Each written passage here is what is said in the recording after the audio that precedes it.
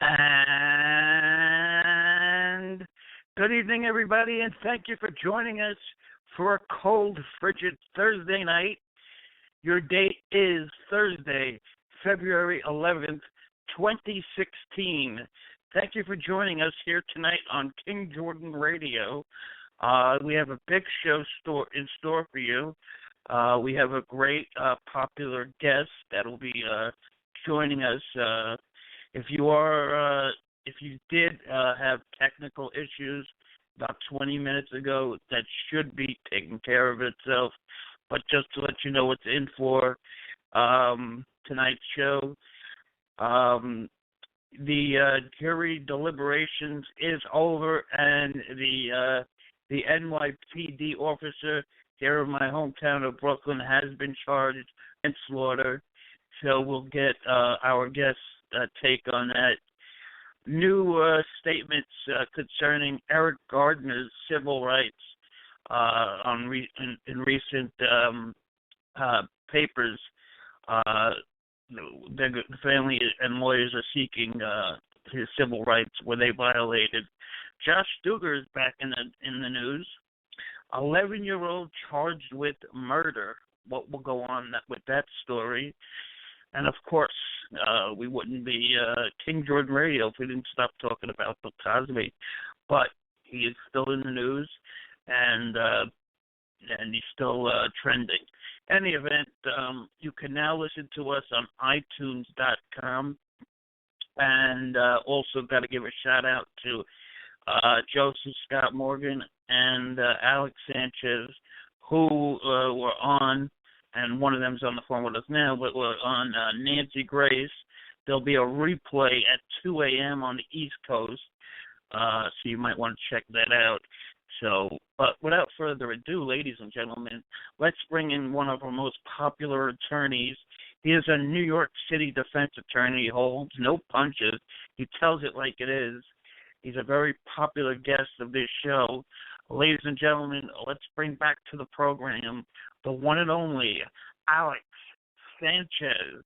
Good evening, Alex, and welcome back to the King Jordan Radio Show. How are you? Jordan, how are you? And it's great to be back, and congratulations on your new enterprise, and I'm sure it's going to be successful. No question about it. Great seeing you on Nancy Grace. You did a wonderful job, and what was the main story that you did start talking about with her? I didn't catch the whole thing. Well, as you know, she has a lot of stories with very serious implications. In the case Sure. we did tonight, there was a woman and her father-in-law who allegedly beat the woman's husband to death with a baseball bat.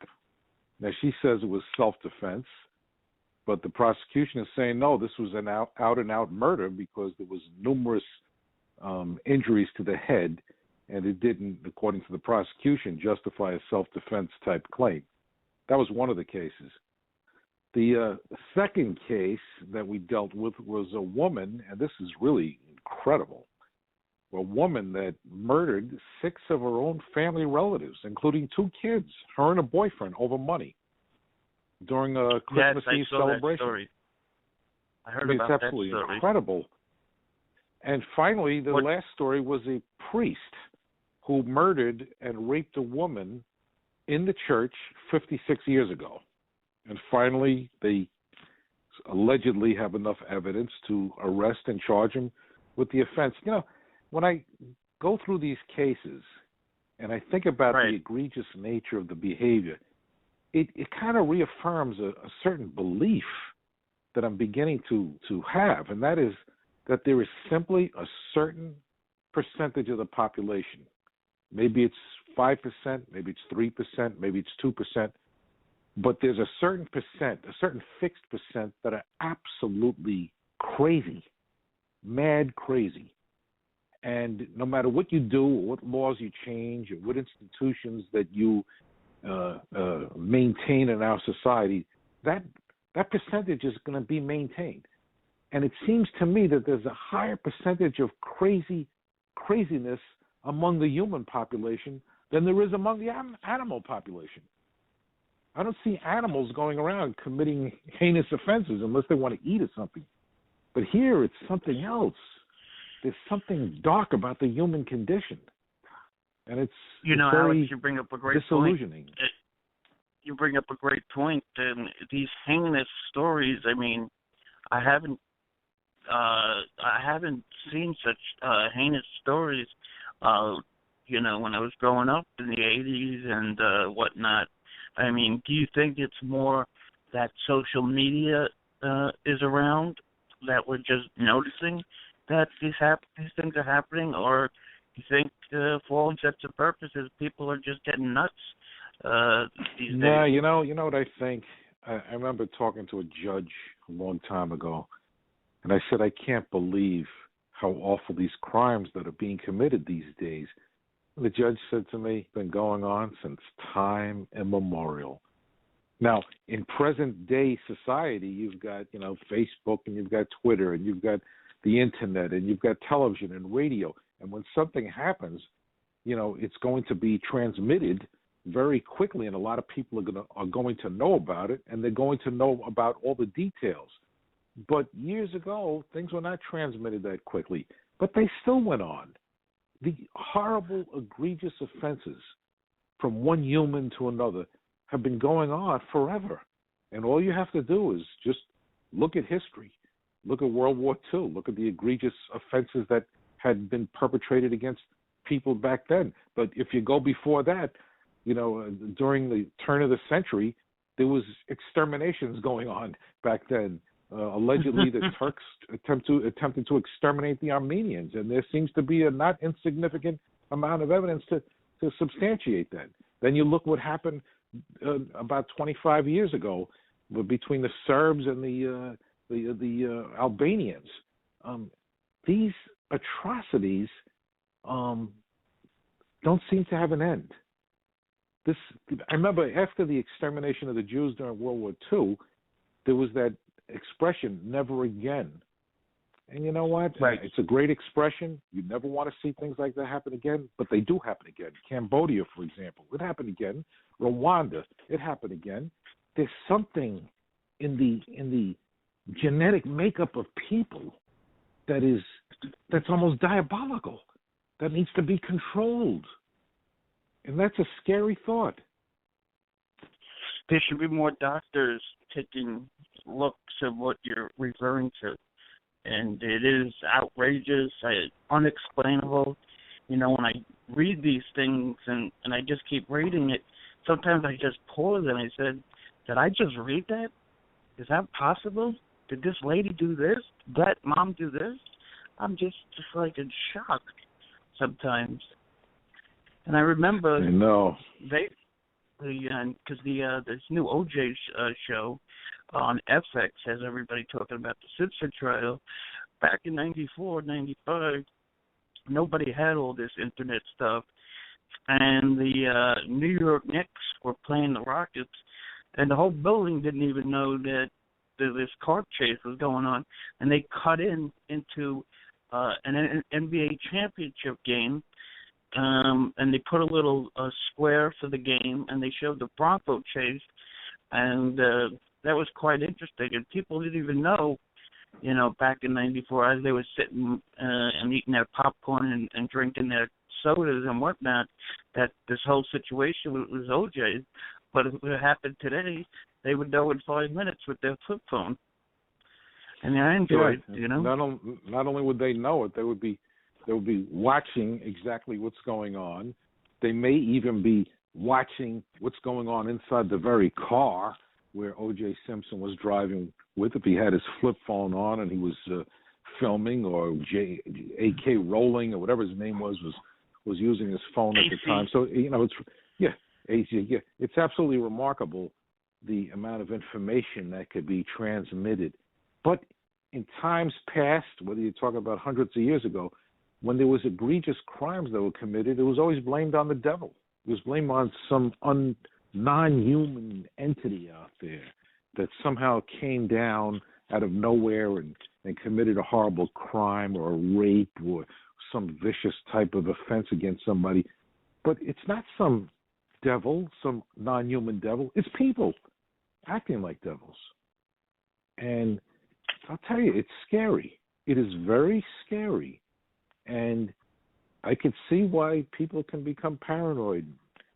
Walking down the street by yourself, you hear a little noise, you look over your shoulder, you meet somebody that you did not previously know. They look like nice people. They dress nice, but are they hiding something dark in their background? Is there something sinister? Do they have some dark motive that they're attempting to perpetrate on you? But they're very careful in their demeanor. They laugh. They speak nicely. They dress nicely. They have all the proper education and all the proper credentials. But somehow lurking within the deepest recesses of their soul is darkness and emptiness. But how can you tell? It's very hard to tell. I don't have any superior abilities over anybody else, but I'm very cautious about who I meet and who I speak to. And I'm always aware. My guards are always up until I gain the trust of that person. Then I let my guards down. Alex Sanchez, New York criminal defense attorney. You know, you hit it right on the head, and you couldn't have said it better. Everything you said is right on the money. The people, they look normal as could be, but then they could be rapists, murderers, anything, but they could look perfectly normal. So there is no face to a murderer these days, like people would believe, like many years ago, at least.